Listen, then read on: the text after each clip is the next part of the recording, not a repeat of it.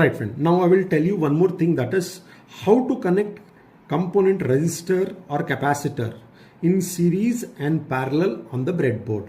Series and parallel, like you can see in this schematic, you can see I have to use R1, R2, R3. So right, these are the three resistors. I've used these are three capacitors, and these are the three capacitors in a series and parallel. This is series connection, this is parallel connection. So how to arrange these things, I will just tell you, I will just explain you, because I have seen students doing mistake while connecting series and parallel on the breadboard.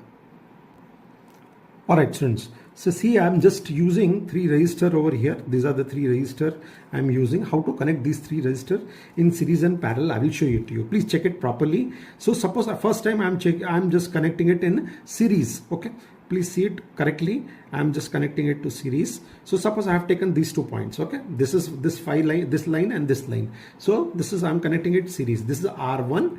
I'm connecting, then I will connect the same line. One jumper will go, one end will go, and second line another end will go. This R2, okay, then same line, the second one we have connected, it will go, and this is R3. Okay, so please see this properly. R1, R2, R3 arrangement according to this circuit. Okay, R1, R2 and R3. This is R3, I believe, so I have written it wrong. Okay, this is R3. Okay, so this is the arrangement. Please, you do usually what I have seen the students do mistake, they will put here like this. Sir, now it is correct. No sir, so this is a series. No, this is not connecting. This end is not connecting this end. Please remember properly. It should go to the same 5 lines where you have connected ends. Okay, so this is series connection. Now I will show you what is parallel connection. Parallel connection is very simple. You can all the 5 lines you have to correct. This is the parallel one. So all the 3 will go to the same line. Both the ends will go to the same line. So this is parallel connection. Okay, got it? Now you see, this is the parallel connection. 3 R1, R2, R3. It's connected here. R1, R2, R3. So R1, R2, R3.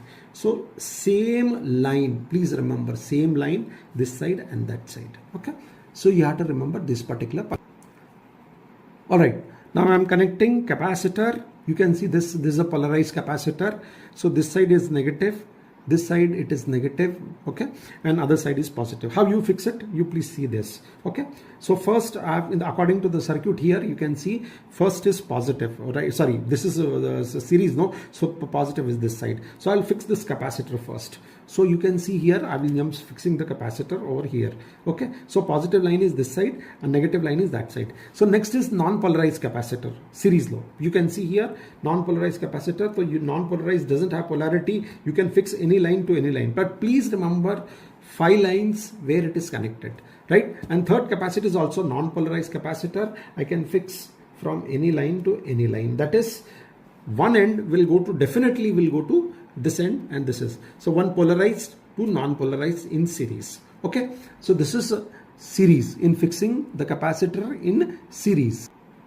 All right, now I'm connecting it in parallel. You see one polarized, non-polarized, same 5 lines, and I'm connecting it. This is also non-polarized, so same, I have connected it properly. See, in one line only, this 5 lines, and other side it is 5 line. So I have connected capacitor according to the circuit here. You can see here, this is the circuit.